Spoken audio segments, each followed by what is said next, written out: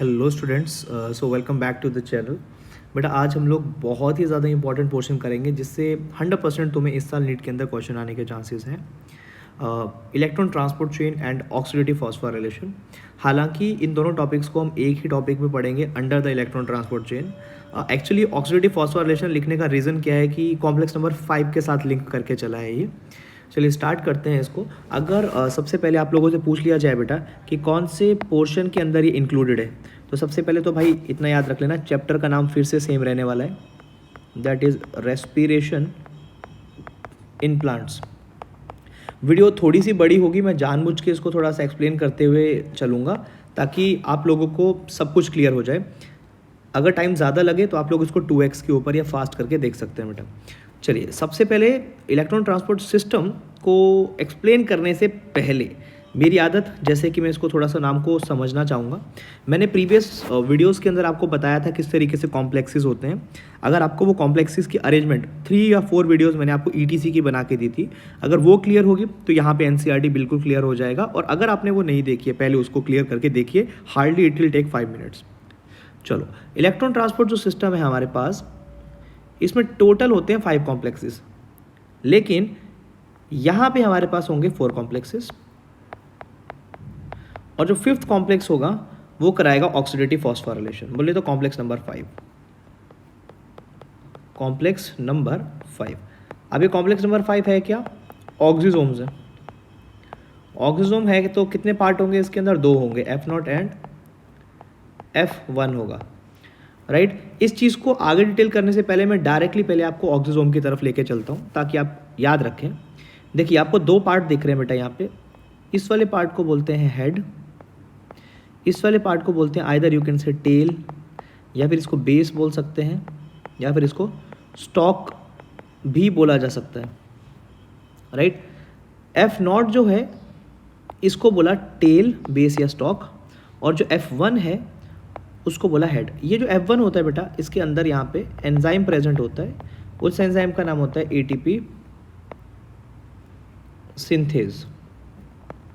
इसका काम होता क्या है? ADP के साथ इनऑर्गेनिक फॉस्फेट को जोड़ के ATP को बनाना, राइट। अब यहाँ पे NCERT ने इसको 2 प्रोटॉन्स दिया है, लेकिन थियरी के अंदर इसको 4 प्रोटॉन्स मेंशन्ड है। तो अगर डायग्राम बेस्ड क्वेश्चन आया तो याद रख लेना 2 प्रोटॉन से एक ATP बनता है एज पर डायग्राम, बट ये गलत है। बट ऐसा NCERT में तो याद रखना पड़ेगा। अगर थियरी बेस्ड क्वेश्चन आया तो याद रख लेना 4 प्रोटॉन से एक ATP बनता है। अब ये जो है ये F0 एंड F1 है, इसका नाम ऑक्सीजोम रखा, और ये कहाँ पे प्रेजेंट होते हैं? They are present over the cristae. मतलब कि जो अपने पास कॉम्प्लेक्स नंबर 5 है उसका काम है ATP को प्रोड्यूस करना। वापस आ जाइए, मैंने क्या बोला? कॉम्प्लेक्स नंबर जो 5 है वो ऑक्सीजोम्स है। इट हैज़ रोल इन, या सिंपल लिख लेंगे, role to produce ATP। ATP बनाएगा वाया हेल्प ऑफ प्रोटॉन्स। अब डाउट कहाँ शुरू होता है कि ठीक है प्रोटॉन से ये ATP तो बनाएगा, लेकिन वो प्रोटॉन्स आएंगे कैसे, कहाँ से आएंगे, ये समझने के लिए हमें 4 कॉम्प्लेक्सेस को पढ़ना ज़रूरी होता है। और इलेक्ट्रॉन ट्रांसपोर्ट चेन से हमें और क्या पता चलता है? जैसे आप लोगों ने कभी NADH या FADH2 का नाम सुना होगा। ये NADH एंड FADH2 कहाँ बनते हैं? ड्यूरिंग द क्रेब्स साइकिल, ठीक है। ये जो क्रेब्स साइकिल में बने होंगे दे आर यूज्ड, ये यूज़ हो जाएंगे, और जैसे यूज़ होंगे तो किस में कन्वर्ट हो जाएंगे? ATP के अंदर कन्वर्ट हो जाएंगे। पहली बात तो ये दिमाग के अंदर रख लीजिएगा, ठीक है। चलिए आइए वापिस। अब आप लोग यहाँ लिखा है the following steps in the respiratory processes are to release and utilise the energy stored in the form of NADH plus H++ and FADH2। मतलब जो भी NADH plus H+ and FADH2 के अंदर एनर्जी है उसको कन्वर्ट करना है respiration के टाइम पे ATP में। ये कौन करवाता है? Electron transport chain. देखो अब यहाँ पे क्या लिखा है? This is accomplished when they are oxidised through electron transport system. मतलब कि ये एनर्जी में तब कन्वर्ट होंगे अगर ये टूटेंगे। ये कहाँ टूटेंगे? ETC के अंदर टूटेंगे। कौन टूटेंगे? NADH and FADH2। और साथ साथ किसको पास करेंगे? इलेक्ट्रॉन्स को पास करेंगे। इलेक्ट्रॉन को किसके पास देंगे? O2 के पास। तो अगर कोई पूछ लेता है इलेक्ट्रॉन ट्रांसपोर्ट चेन के अंदर टर्मिनल इलेक्ट्रॉन एक्सेप्टर कौन है? What is that terminal? Last वाला, सबसे लास्ट में इलेक्ट्रॉन किसके ऊपर जाएंगे? तो आपका आंसर होना चाहिए ऑक्सीजन। याद रख लेना। कोई पूछता है कितने इलेक्ट्रॉन जाएंगे, तो वो पहले से याद रख लो, 2 इलेक्ट्रॉन जाएंगे। कैसे जाएंगे समझाता हूँ, थोड़ी देर रुक जाइए, ठीक है। अब इसके आगे देखिए क्या क्या लिखा है बेटा, ध्यान से देखते जाइए। अब यहाँ पे क्वेश्चन आता है कि क्या क्या बनता है ETC में। भाई तो एक याद रख लेना है, यहाँ पे बनेगा आपके पास H2O, water molecule is synthesised during the ETC। और क्या बनेगा, ATP बनेगा, बट बनेगा किससे, NADH plus H plus and FADH2 से। और किसकी इन्वॉल्वमेंट होगी बेटा, इलेक्ट्रॉन्स होंगे प्लस प्रोटॉन्स होंगे, इन सभी की वजह से सब कुछ बन जाएगा, ठीक है। The metabolic pathway through which, एक ऐसा मेटाबॉलिक पाथवे जहाँ पे इलेक्ट्रॉन पास होते हैं वन कैरियर से अनदर कैरियर की तरफ, इसको बोलते हैं इलेक्ट्रॉन ट्रांसपोर्ट चेन या सिस्टम, नाम से पता चल रहा है। एक ऐसा सिस्टम जहाँ पे इलेक्ट्रॉन का ट्रांसपोर्ट होता है one carrier to the another. ये जो कैरियर है ये और कुछ नहीं है, इसको चाहो तो आप लोग कॉम्प्लेक्सेस बोल सकते हो, ये प्रोटीन्स हैं, ठीक है। और ये जो ETC है वो कहाँ प्रेजेंट होती है, हमने प्रीवियस वीडियो के अंदर देखा था, it is present in the inner mitochondrial membrane. So the location of ETC is inner mitochondrial membrane. फिर लिखा है electron from NADH produced in the mitochondrial matrix during the citric acid cycle और oxidized by NADH dehydrogenase enzyme. Complex number 1 जो है उसका नाम क्या दे रखा है हमारे पास यहाँ पे, NADH डिहाइड्रोजनेज। देखो ये मैट्रिक्स है, ये वाला पार्ट जो है दैट इज माइटोकॉन्ड्रियल मैट्रिक्स। इस माइटोकॉन्ड्रियल मैट्रिक्स में कौन टूटा, NADH plus H plus and NAD। तो साथ में कितने प्रोटॉन निकल गए, 2 प्रोटॉन निकल गए। कितने इलेक्ट्रॉन निकल गए, 2 इलेक्ट्रॉन निकल गए। अब ये जो 2 इलेक्ट्रॉन थे ये गए यहाँ पे कॉम्प्लेक्स के अंदर, ये है कॉम्प्लेक्स नंबर 1। ये गए FMN के पास जिसका फुल फॉर्म है फ्लेविन मोनो न्यूक्लियोटाइड। FMN से ये 2 इलेक्ट्रॉन आगे पास हो जाएंगे किसके पास, FeS आयरन सल्फर कॉम्प्लेक्स पे, और वहाँ से आगे सिर्फ 1 इलेक्ट्रॉन आगे जाएगा, मतलब 1 रह गया पीछे, 1 इलेक्ट्रॉन आगे जाएगा और ये जाएगा एक मोबाइल इलेक्ट्रॉन कैरियर के पास। Mobile electron carrier, what is mobile electron carrier, एक ऐसा कैरियर जो कि मूव कर सकता है और इलेक्ट्रॉन को लेके आगे ट्रांसफर कर सकता है, राइट। जैसे ही FeS से ये इलेक्ट्रॉन बाहर निकला वैसे 4 प्रोटॉन चले जाएंगे बाहर वाली साइड को, कहाँ पे, इंटरमेम्ब्रेन स्पेस पे, राइट। अब UQ के पास आ गया 1 इलेक्ट्रॉन, अब इसको भूल जाओ, यहीं रुक जाओ। दूसरा कॉम्प्लेक्स है अपने पास कॉम्प्लेक्स नंबर 2 जिसका नाम है सक्सिनेट डिहाइड्रोजनेस कॉम्प्लेक्स। इसको FADH2 डिहाइड्रोजनेस भी बोला जा सकता है, FADH2 डिहाइड्रोजनेस कॉम्प्लेक्स भी बोला जाता है। अब ये क्या करेगा, याद होगा सक्सिनेट से फ्यूमारेट एक स्टेप होता है अपने पास, कौन किसके अंदर होता है, क्रेब्स साइकिल में, वहाँ पे FADH2 बनता है, स्टेप नंबर 8 होता है, ठीक है। वहाँ पे क्या होगा, देखो अब यहाँ पे FADH2 टूटेगा। अगर FADH2 यहाँ पे टूटता है तो आप समझ गए होंगे FAD plus 2 electrons plus 2 protons निकालेगा। अब यहाँ से भी जो 2 इलेक्ट्रॉन हैं वो कहाँ जाएंगे, FAD के अंदर। FAD से 2 इलेक्ट्रॉन जाएंगे FeS पे, FeS से सिर्फ 1 इलेक्ट्रॉन आगे पास करेगा UQ के पास, ठीक है। एट द सेम टाइम जो UQ है, ध्यान से सुनना, 2 प्रोटॉन बाहर से खींचेगा। कहाँ से खींचेगा, मैट्रिक्स से खींचेगा 2 प्रोटॉन, तो UQ से बन गया UQH2। अब क्वेश्चन आता है व्हाट इज UQ। UQ की फुल फॉर्म होती है यूबीक्विनॉन और UQH2 होता है यूबीक्विनॉल,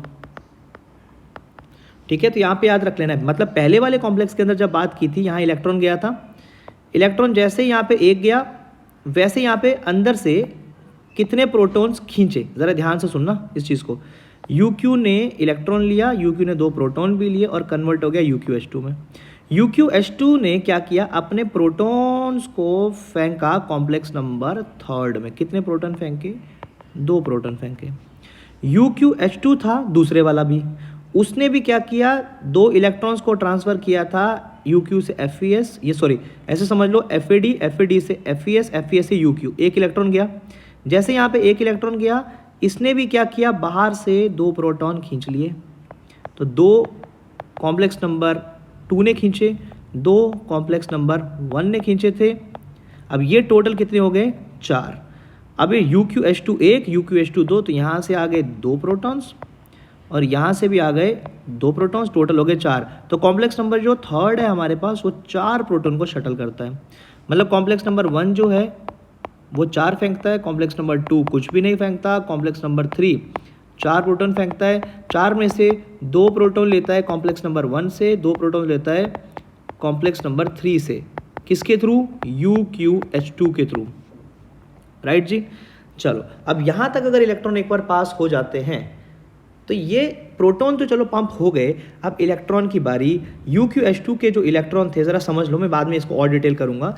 UQH2 से जैसे ही इलेक्ट्रॉन आगे पास होता है वो जाता है साइटोक्रोम B के अंदर, फिर जाता है आयरन सल्फर कॉम्प्लेक्स के अंदर, फिर जाता है साइटोक्रोम C1 के अंदर, राइट है। मतलब एक इलेक्ट्रॉन UQ से आया, दूसरा इलेक्ट्रॉन यहाँ से आया, टोटल कितने इलेक्ट्रॉन हो गए? 2। अब ये 2 इलेक्ट्रॉन कहाँ पास करेंगे? साइटोक्रोम C पे। This cytochrome C is also mobile electron career, ठीक है। अब साइटोक्रोम C से एक एक करके इलेक्ट्रॉन आगे पास होंगे। साइटोक्रोम C से अल्टीमेटली कॉम्प्लेक्स नंबर 4 की तरफ जाएंगे, CuA+, फिर cytochrome A, cytochrome A3, CuB+, और लास्ट में ये इलेक्ट्रॉन जो हैं ये रिलीज होंगे माइटोकॉन्ड्रियल मैट्रिक्स की तरफ। ये याद रख लेना, मैट्रिक्स की तरफ इसको पकड़ने के लिए कौन बैठा है? Nascent oxygen. इसको नेसेंट ऑक्सीजन या हाफ मॉलिक्यूल ऑफ O2 लिखा जा सकता है। और लास्ट में यही वाले जो हैं 2 प्रोटॉन्स भी यहाँ पे प्रेजेंट होंगे और बन जाएगा वाटर मॉलिक्यूल। इस सेम टाइम के ऊपर 2 प्रोटॉन की शटलिंग हो जाएगी। अब ये सारा लोचा है क्या, इसको ज़रा सिंप्लीफाइड करते हैं। देखो सीक्वेंस बना रहा हूँ मैं, NADH2 या प्लस H+2, NAD++2H++2 इलेक्ट्रॉन गए। ये 2 इलेक्ट्रॉन गए कॉम्प्लेक्स के अंदर, वहाँ रिसीव किया इसको FMN ने, और फिर आगे आए FES पे। FES से आगे निकला एक इलेक्ट्रॉन, किसके पास गया? UQ के पास। इससे इस तरफ को जो भी लोकेशन है उसको याद रख लो, माइटोकॉन्ड्रियल मैट्रिक्स। इस माइटोकॉन्ड्रियल मैट्रिक्स से 2 प्रोटॉन्स आए, 2 प्रोटॉन्स आए, किसने पकड़े? UQ ने। किस में कन्वर्ट हो गया? UQH2। अब यहीं रुक जाओ। कॉम्प्लेक्स नंबर 2 के अंदर क्या हुआ? FADH2 टूटा, FAD++2 प्रोटॉन्स प्लस 2 इलेक्ट्रॉन। इतना डिटेल हम लोग ज़्यादातर कराते नहीं हैं, बट फिर भी आप इसको समझो। यहाँ पे क्या गया कॉम्प्लेक्स नंबर 2 पे? कॉम्प्लेक्स के अंदर कौन प्रेजेंट था अपने पास? जस्ट अ सेकेंड, ठीक है। कॉम्प्लेक्स नंबर 2 के अंदर अपने पास कौन प्रेजेंट था, ज़रा बताइए। यहाँ पे प्रेजेंट था अपने पास FES। FES से बाहर की तरफ एक इलेक्ट्रॉन गया, वो भी किसके पास गया? UQ के पास। UQ दोबारा से आ गया, और दोबारा से किस पे? UQ ने इधर मैट्रिक्स था, यहाँ से फिर से 2 प्रोटॉन खींचे, कहाँ से? मैट्रिक्स, और ये बन गया अगेन UQH2। अब कितने UQH2 हो गए? 2 हो गए। कितने प्रोटॉन आ गए? 2 पहले वाले पे आए, 2 दूसरे वाले पे आए। अब ये टोटल जितने भी UQH2 है, अब इस UQH2 के पास कितने प्रोटॉन हो गए? मेरे पास 4, ठीक है। अब ये क्या करेगा? देखो कॉम्प्लेक्स नंबर 3 की तरफ जाएगा, वहाँ से फेंकेगा, BC1 कॉम्प्लेक्स बोलते हैं उसको, साइटोक्रोम B, यहाँ फेंकेगा 2 इलेक्ट्रॉन, फिर फिर FES, फिर cytochrome C1 complex, right. Cytochrome C1 से अपने पास एक और इलेक्ट्रॉन कैरियर होता है, मोबाइल इलेक्ट्रॉन कैरियर, उसको बोला जाता है साइटोक्रोम C, राइट है। अब यहाँ जो इलेक्ट्रॉन्स हैं ये तो मूव कर रहे हैं, लेकिन कॉम्प्लेक्स नंबर ये जो UQH2 है, ये कॉम्प्लेक्स नंबर 3 से होते हुए टोटल कितने प्रोटॉन फेंक देगा ऊपर की तरफ? 4। 2 कॉम्प्लेक्स 1 से लिए थे, 2 कॉम्प्लेक्स 2 से लिए थे। अब अल्टीमेटली साइटोक्रोम C के पास कितने इलेक्ट्रॉन आ गए? 2। अब इलेक्ट्रॉन की बात करो सिर्फ। अब साइटोक्रोम C के बाद कॉम्प्लेक्स नंबर 4 है, जिसका नाम है, जिसमें इलेक्ट्रॉन ट्रांसफर होंगे CuA, cytochrome A1, cytochrome A3, CuB। लेकिन इनके पास इलेक्ट्रॉन कहाँ से आए? इस साइटोक्रोम C से आए। अब अल्टीमेटली इलेक्ट्रॉन कहाँ रिलीज हो जाएंगे? मैट्रिक्स के अंदर। कितने इलेक्ट्रॉन रिलीज होंगे? 2। ये होगा नेसेंट ऑक्सीजन, यहाँ पे होंगे 2 प्रोटॉन्स और 2 आगे इलेक्ट्रॉन, टोटल बन जाएगा 1 वाटर मॉलिक्यूल। और इसी टाइम पे कॉम्प्लेक्स नंबर जो 4 है ये भी पंप कर देगा 2 प्रोटॉन, राइट। तो इस तरीके से एक सिंपल सी स्कीम है, आप लोगों को इसको ऐसे ही याद करना पड़ेगा। मैं फिर भी एक बार NCERT रीडिंग ले लेता हूँ, देख लो। कॉम्प्लेक्स नंबर 1 का नाम रख दिया है यहाँ पे बेटा NADH, डिहाइड्रोजिनेस कॉम्प्लेक्स, जहाँ से इलेक्ट्रॉन ट्रांसफर होंगे किसके पास? लिखा है यूबिक्विनॉन के पास। What is that? UQ, जो कि कहाँ पे प्रेजेंट है? इनर मेम्ब्रेन के अंदर प्रेजेंट है। UQ इलेक्ट्रॉन रिसीव और कहाँ से करता है? FADH2 से। देखो UQ ने FADH2 से भी इलेक्ट्रॉन को रिसीव किया, राइट है, दैट इज कॉम्प्लेक्स नंबर 2, जिसमें कि सक्सिनेट टूटा था।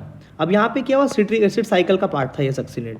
अब ये जो रिड्यूस्ड हुआ, 2 प्रोटॉन ले लिए कॉम्प्लेक्स नंबर 1 से, 2 प्रोटॉन ले लिए कॉम्प्लेक्स नंबर 2 से, क्या बन गया, यूबीक्विनॉल। और ये क्या करेगा, अपने आप को ऑक्सीडाइज करेगा, अपने ट्रांसफर कर देगा इलेक्ट्रॉन कॉम्प्लेक्स नंबर 3 के अंदर, जिसका नाम है साइटोक्रोम BC1 कॉम्प्लेक्स। अब साइटोक्रोम 3 जो है वो एक अनदर मोबाइल इलेक्ट्रॉन को ट्रांसफर करेगा अपने इलेक्ट्रॉन्स, जिसका नाम है साइटोक्रोम C। लेकिन ये वाला जो है that is present on the outer surface. देखो डायग्राम, आउटर सरफेस की तरफ साइटोक्रोम C है और with in the membrane, in a membrane अपने पास यूबीक्विनोन है। 2 मोबाइल इलेक्ट्रॉन कैरियर हो गए, ठीक है। अब ये क्या करेगा, साइटोक्रोम C 3 से इलेक्ट्रॉन लेगा और 4 की तरफ को फेंक देगा, electron between 3 and 4। Complex number 4 जो है उसका नाम है साइटोक्रोम C ऑक्सीडेज, जहाँ पे इसका एक और नाम है साइटोक्रोम A3 कॉम्प्लेक्स, जिसमें 2 कॉपर सेंटर हैं। देखो 2 कॉपर सेंटर क्यों बोला, एक स्टार्टिंग में CuA, एक लास्ट में CuA। अब क्या लिखा है, जिस टाइम पे इलेक्ट्रॉन्स मूव करेंगे one carrier to another via complex 1 से 2, 3, 4 तक, उस टाइम पे प्रोटॉन्स भी मूव करने लग जाएंगे, जिसकी वजह से कपल्ड प्रोसेस होगी। बोले तो साथ साथ ही कौन बनने लग जाएगा, ATP बनेगा, एंड इनऑर्गेनिक फॉस्फेट के एडिशन से बनेगा। The number of ATP molecule synthesise depend upon the nature of electron donor. अगर कोई 4 प्रोटॉन फेंक रहा है तो 1 ATP बनेगा, अगर कोई 2 प्रोटॉन फेंक रहा है तो ATP बनेगा ही नहीं, आधा बनेगा। फॉर एग्जाम्पल, अगर मैं एक ऑक्सीडेशन की बात करूं, टूटने की बात करूं, किसके टूटने की बात करूं, एक NADH की बात करूं तो उससे बनेंगे 3 ATP, सब जानते हैं। अगर मैं एक FADH2 की बात करूं तो उससे बनेंगे 2 ATP मॉलिक्यूल, ठीक है। लेकिन एक चीज़ याद रखना, ये सब कुछ तब होगा अगर ये प्रोसेस ऑक्सीजन की प्रेजेंस में होती है, ठीक है। अब लास्ट में अगर बोलता है कि टर्मिनल स्टेज तक ऑक्सीजन की रिक्वायरमेंट जो है वो लिमिटेड हो जाती है। ऑब्वियसली लास्ट स्टेप के ऊपर ऑक्सीजन जो है ये है, इसके ऊपर जैसे 2 इलेक्ट्रॉन आएंगे वैसे ETC स्टॉप, राइट। तो अगर कोई बोल देता है the role of oxygen is limited to which stage, terminal stage, terminal बोले तो end stage, yet the presence of oxygen is vital, मतलब कि ऑक्सीजन का प्रेजेंस होना बहुत ज़्यादा इंपॉर्टेंट है, क्योंकि since it drives the whole process by removing the hydrogen from the system. देखो जब तक इसके पास, नेसेंट ऑक्सीजन के पास इलेक्ट्रॉन नहीं आएंगे, तब तक ये सारे के सारे जो प्रोटॉन शटल हुए थे आप लोगों के पास, ये बाद में घूम फिर के ATP नहीं बना पाएंगे। तो ऑक्सीजन का इंपॉर्टेंस ये है कि ये सारे के सारे एक्स्ट्रा प्रोटॉन को रिमूव कर देता है सिस्टम से। अगर क्वेश्चन आता है कौन फाइनल हाइड्रोजन एक्सेप्टर है, तो वो भी ऑक्सीजन है। फाइनल इलेक्ट्रॉन एक्सेप्टर कौन है, तो वो भी ऑक्सीजन है। आपने फोटोसिंथेसिस वाले चैप्टर में पढ़ा होगा कि वहाँ पे फोटो फॉस्फोराइलेशन होता है। फोटो बोले तो सनलाइट, सनलाइट की प्रेजेंस में ATP बनता है, ठीक है। फोटो फॉस्फोराइलेशन वो प्रोसेस जहाँ पे लाइट एनर्जी यूज होगी for the production of proton gradient. लेकिन रेस्पिरेशन के अंदर फोटो फॉस्फोराइलेशन नहीं, मैंने बोला था टॉपिक का नाम याद करो, यहाँ पे होता है ऑक्सीडेटिव फॉस्फोराइलेशन। तो यहाँ पे क्या होगा, अपने पास ऑक्सीडेटिव फॉस्फोराइलेशन होगा, ऑक्सीडेशन रिडक्शन लगातार चलता रहता है, ठीक है। अगर कोई बोलता है photo phosphorylation and oxidative phosphorylation में सेम क्या है, दोनों के अंदर ऑक्सीडेशन एंड रिडक्शन होती है, बट इतना डिफरेंस है, फोटो फॉस्फोराइलेशन जो है वो सनलाइट की प्रेजेंस में होता है, एंड ऑक्सीडेटिव फॉस्फोराइलेशन का जो सनलाइट की प्रेजेंस से कोई लेना देना नहीं है। ऑक्सीडेटिव फॉस्फोराइलेशन में NADH2 एंड FADH2 टूटते हैं, जिस मतलब कि किसी की ऑक्सीडेशन की वजह से ATP बनते हैं। ऑक्सीडेटिव फॉस्फोराइलेशन मीन्स किसी चीज़ की ऑक्सीडेशन होगी, किसकी, NADH2 एंड FADH2 की, और इनकी ऑक्सीडेशन की वजह से क्या निकलेंगे, प्रोटॉन्स, और वो प्रोटॉन्स और इलेक्ट्रॉन्स घूम फिर के क्या बना देंगे, ATP बना देंगे, ठीक है। इसके आगे लिखा you have already studied the mechanism of membrane linked ATP synthesis as explained in the chemiosmosis. बेटा ये वाला पोर्शन अभी हम लोगों ने वीडियो नहीं बनाई है, बट मैं आपको इसको नेक्स्ट फोटोसिंथेसिस के अंदर कवर अप करा के दूंगा। बट हाँ, एटलीस्ट हम लोग इतना तो जानते हैं कि जो ATP सिंथेज होता है उसको कॉम्प्लेक्स नंबर 5 बोलते हैं, ऑक्सीजोम बोलते हैं। इसके अंदर 2 कंपोनेंट होते हैं, मैंने स्टार्टिंग में बोला था F0 एंड F1 होता है। हेड को क्या बोला जाता है, F1 बोला जाता है। क्वेश्चन आ रहा है कि कैसा होता है, पेरिफेरल मेम्ब्रेन प्रोटीन। पेरिफेरल मतलब देखो बाहर की तरफ को बना हुआ है, मेम्ब्रेन के अंदर नहीं है, मेम्ब्रेन के बाहर है। It is peripheral membrane protein complex and contain site for synthesis of ATP from ADP and inorganic phosphate. यहाँ पे एंजाइम है ATP सिंथेज, जिसकी वजह से ADP किसके साथ जुड़ता है, PI के साथ, और क्या बना देता है, ATP। अब यहाँ लिखा है एफ नॉट, एफ नॉट क्या है देखो, अंदर बिल्कुल मेम्ब्रेन के अंदर है, इनर माइटोकॉन्ड्रियल मेम्ब्रेन के अंदर है, इसलिए इसको लिखा है इंटेग्रल है, ये integral membrane protein complex that forms a channel, ये वो चैनल बनाता है जहां से प्रोटॉन घूम फिर के F1 तक पहुंचते हैं। ठीक है, the passing of proton through the channel is coupled to the catalytic site of F1। जब तक यहाँ से आगे प्रोटॉन वापस नहीं निकलेंगे और एटीपी नहीं बनेगा, तब तक यहाँ से वापस प्रोटॉन एंटर नहीं करेंगे। सिंपल सी बात है। अगर कोई बोल देता है आप लोगों को कि एक एटीपी बनाने के लिए कितने प्रोटॉन चाहिए, तो फिर से रिपीट कर रहा हूँ, नीट बहुत कंफ्यूज कर सकता है। अगर थियरी के अंदर मेंशन किया गया है तो याद रख लेना 4 प्रोटॉन, थियरी वाइज आया तो याद रखना 4 प्रोटॉन जो है वो जब पास होंगे तो 1 एटीपी बनेगा। लेकिन अगर डायग्रामेटिक आ गया तो याद रखना 2 प्रोटॉन से 1 एटीपी बनेगा। हो सकता है इन फ्यूचर ये डायग्राम वाले को चेंज करके 4H+ दे दिया जाए, बट अभी तक ये 2H+ है, तो आपको एज इट इज़ याद रखना पड़ेगा।